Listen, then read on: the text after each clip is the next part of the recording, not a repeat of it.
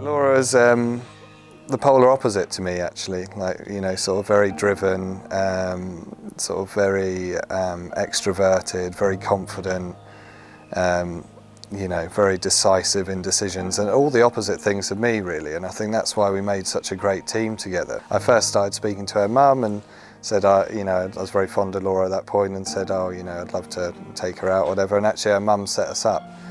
From that moment, we've just experienced everything from travelling overseas to, you know, winning the trophies and loan deals and moving clubs. We got married. We then moved to Bristol permanently, and then we had Rosie probably a year on from that. Clara was born 2.5 years ago, and so we probably had 3 or 4 months where everything was sort of fine. And then at Christmas time 2 years ago, Laura just became very jaundiced. She was scratching a lot, eyes had gone yellow, and we were all sort of a bit taken back, weren't really sure what was going on. We were down at my mother-in-law's for Christmas, and we just ended up in hospital. I still remember the doctor said to me, or the consultant said, it could be one of 3 things here. It could be liver cancer, which it's unlikely to be. It could be this rare autoimmune disorder, which is unlikely to be, and it could be gallstones. And actually it was the top 2.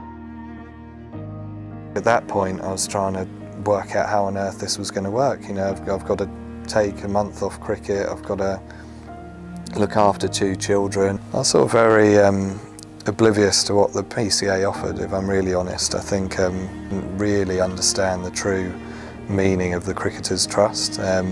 The answer at that point was to bring in a nanny. Mother's help, to bring in a nanny that the PCA were going to fund. Psychological help. Both me and Laura went to see Frank, who's based in Bristol, which was a huge help to both of us, and that was going to support Laura at home, to give us as a family some normality in a situation that was far from normal.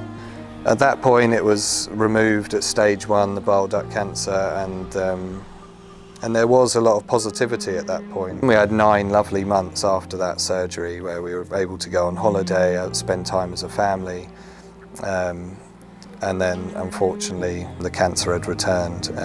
Her assessment for the transplant was over, and then she'd just have to go on sort of preventative chemo, and yeah.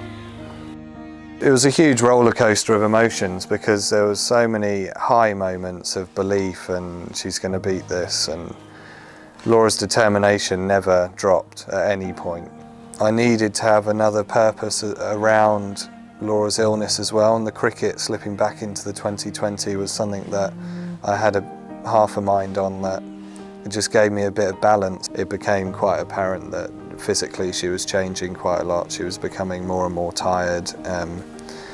She was sort of growing, like swelling up a little bit, and she had sort of almost cancer growing out of her skin. The consultant just sat us down and just said, you've got 3 weeks to live. How can you put that figure on it? The children obviously needed to be a priority of ours, and trying to get them understanding what was happening to their mum, and she got it spot on with the children. And so much so now, like a year on, yes, the children have had a very difficult time, but I think it would have been far harder if they weren't so well informed from Laura. They have been a huge purpose of the last year of keeping me going. I think the eldest one has been amazing at that, of just trying to support. She's been supporting me as much as I've been supporting her, trying to do everything to give them the future that both of us would have wanted them to have. I don't think there'll be a normal again, I don't think. But I certainly do feel that things have changed throughout the first year. I think the first few months is just survival. The Cricketers' Trust have given us so much.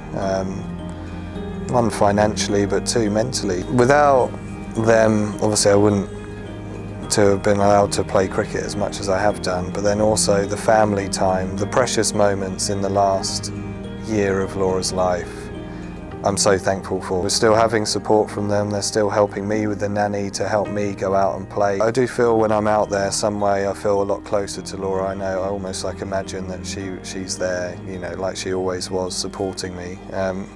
I don't feel the same highs and lows about sport or in life really. Like I just feel pretty flat about stuff.